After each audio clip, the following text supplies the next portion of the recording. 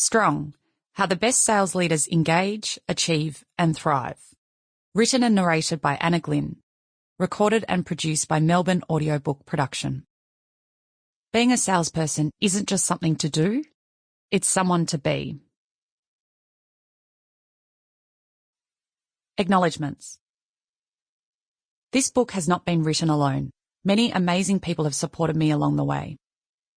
Thank you to my book coach, Kelly Irving, for her early guidance and support on the book structure, and the expert author community for providing advice.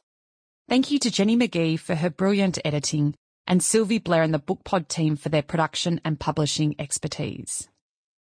I am grateful for the Thought Leaders Business School community, who inspire and encourage me to achieve what I never thought possible.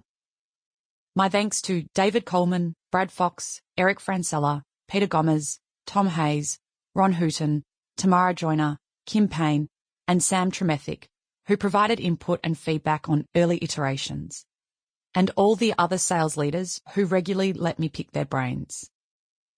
Thank you to Michelle McQuaid and Paige Williams, two incredible mentors who challenged me to expand and whose work and thinking I admire.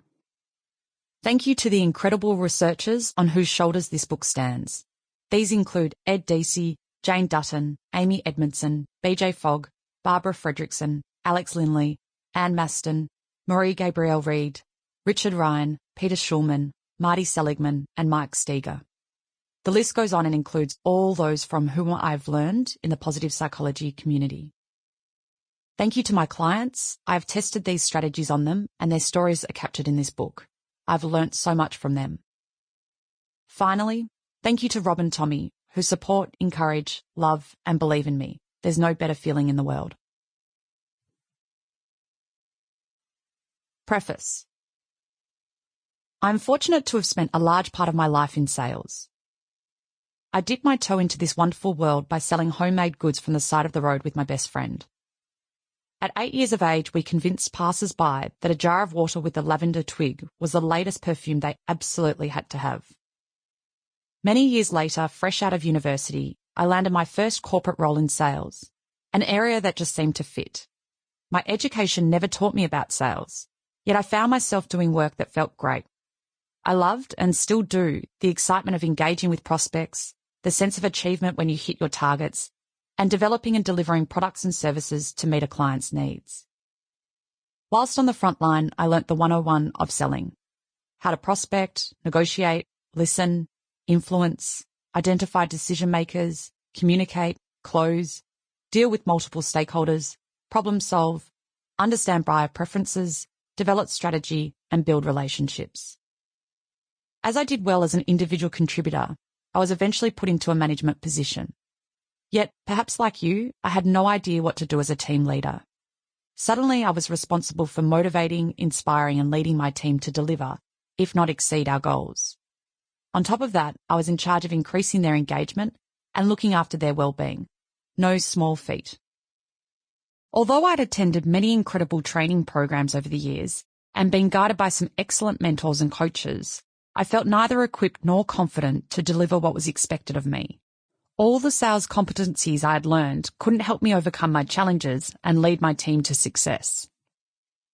I devoured books, case studies, articles, and interviews. Anything to build my understanding of what drove workplace engagement, resilience, well-being, and performance.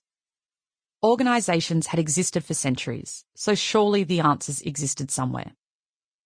During my research, I discovered positive psychology, which focuses on what leads to thriving people, teams, workplaces, communities, and societies. I couldn't believe there was a whole field trying to find answers to everything I wanted to know. Fortunately, the Centre for Wellbeing Science at the University of Melbourne offers courses and degrees in this space. So I embarked on a graduate diploma where I gained new skills and strategies that I tested out with my team. And I saw great results, not just on our scorecards, but in our relationships with one another, our motivation, energy, and commitment. I was having an impact, so my confidence to lead grew, even though some of what I was doing differed from how I was led and how my organisation was influencing me to lead. But these new strategies felt right, so I continued. As the benefits of the positive psychology approach became increasingly obvious, I became hooked on the field and wanted to learn as much as I could. Sample complete. Ready to continue?